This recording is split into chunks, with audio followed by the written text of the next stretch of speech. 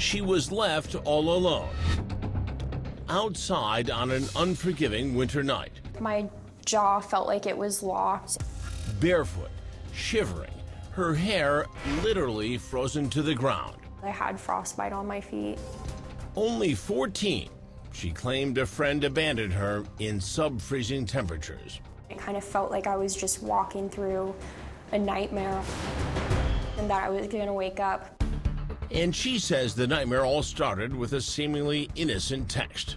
You want to come drink with me and chill? I've been in that dark place. That dark place became even darker, turning Daisy Coleman from victim into villain. It's easier to blame the victim. Her claims against the football player she accused divided a town.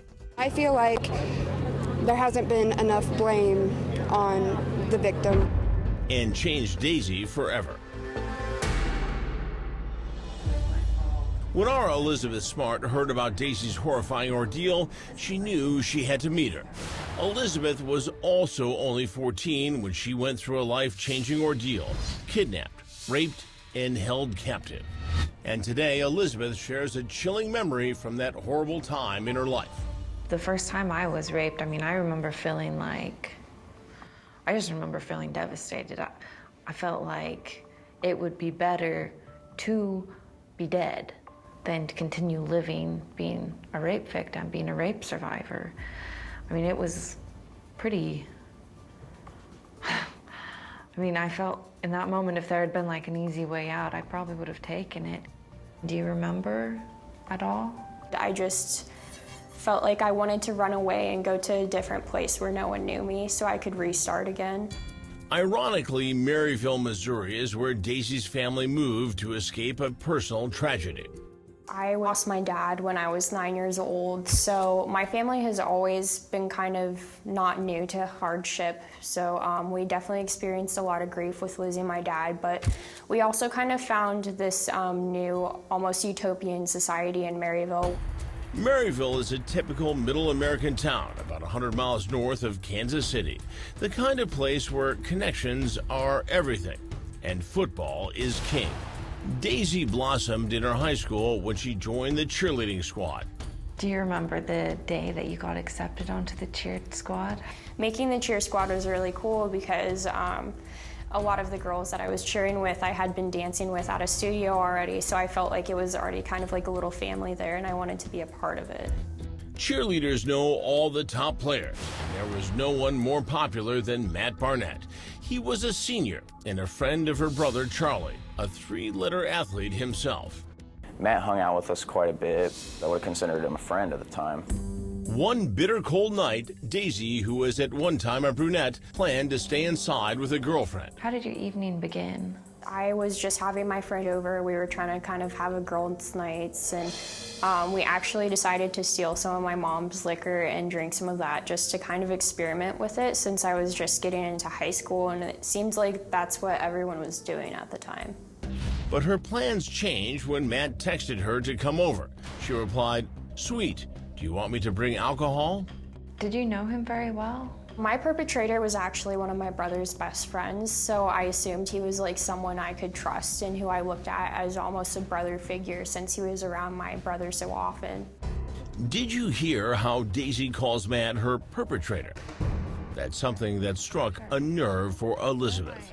In my own case, in my own story, names were such a form of power almost. For a long time, I did just refer to them as my captors or my perpetrators because it almost felt like giving them a name made them human beings. Do you purposely not call your perpetrator by name? I think subconsciously I do just call my perpetrator because before I knew him as my perpetrator, I just knew him as Matt.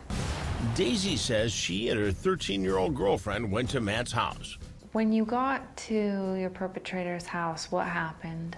One of the first red flags that were kind of thrown, he didn't park at his house. He parked around the block, and we had to walk through a couple yards to get to his basement window, and from there he snuck us in the basement window. By the time we had gotten to his place, I was already fairly inebriated. That's the moment, Daisy says, when her utopian paradise turned into hell.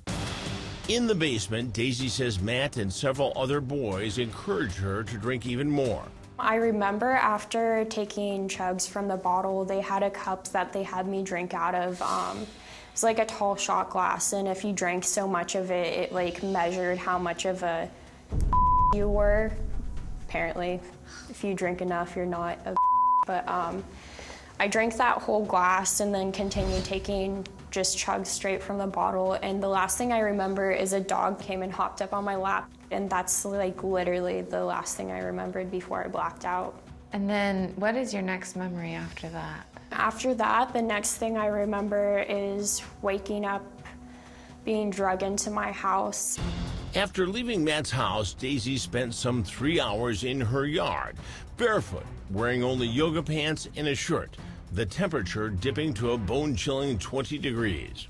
It was a Sunday morning. It was really early, and it was cold out.